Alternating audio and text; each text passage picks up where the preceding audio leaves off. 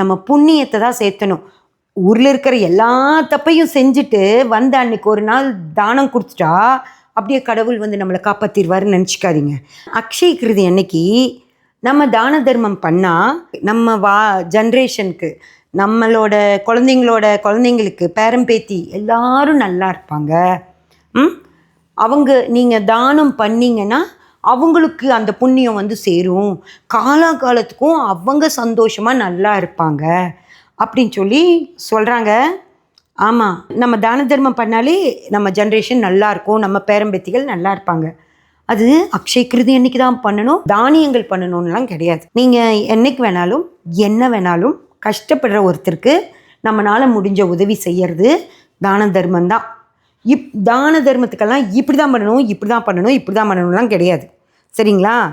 உங்ககிட்ட என்ன இருக்கோ, உங்களுக்கு மனசு இருந்துச்சுன்னா தாராளமாக கொடுங்க.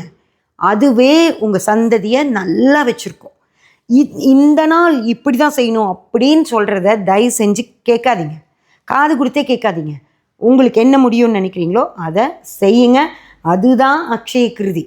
உங்களால் எதுவும் செய்ய முடியலைனாலும் ஒரு பிரச்சனையுமே இல்லை, கடவுள் உங்களை நல்லா பார்த்து